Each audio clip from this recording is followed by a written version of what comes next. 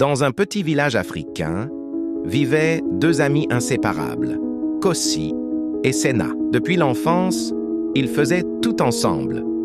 Les mêmes chemins, les mêmes rêves, les mêmes bancs d'école. Du primaire jusqu'au lycée, ils ne se quittaient jamais.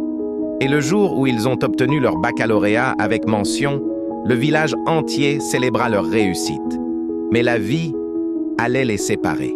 Et Kossi, faute de moyens, resta au village pour travailler dans les champs. Au début, ils restaient en contact. Puis, le silence. 6 ans plus tard, alors que Kossi se rendait au champ, une voiture de luxe s'arrête devant lui. La portière s'ouvre et il reconnaît Sena. Transformé, riche, puissant, impressionnant. Troublé, Kossi le suit jusqu'à sa maison. Après les retrouvailles, il pose la question qui le ronge. « Comment tu es devenu comme ça ?» Sena répond doucement. « J'ai rencontré un marabout. Il m'a ouvert les portes de la richesse. » Séduit par cette vie, Kossi décide de le suivre en ville. Il rencontre le marabout, un homme froid, mystérieux. Il dit « La richesse a un prix. Tu dois sacrifier quelqu'un de ta famille. » Kossi hésite, puis accepte.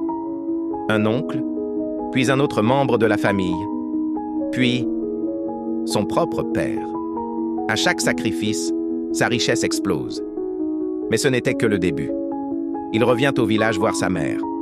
Ama, sa mère. Une femme douce, pleine d'amour. Il lui construit une maison, lui offre une vie de rêve. Elle est heureuse. 2 semaines plus tard, le marabout revient. Et cette fois, il dit « Le prochain sacrifice, c'est ta mère, Ama. » Le cœur de Kossi se brise. « Non, pas elle. » Le marabout répond « Alors tu mourras. » Mais Kossi, aveuglé par son arrogance, refuse.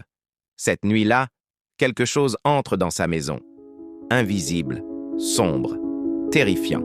Le lendemain, Kossi n'est plus le même. Il rit seul, il pleure sans raison. Il parle au vide, il est devenu fou. Sa richesse est toujours là, mais inutile. Et sa mère, Ama, regarde son fils, se perdre à jamais. Abonnez-vous pour la partie 2.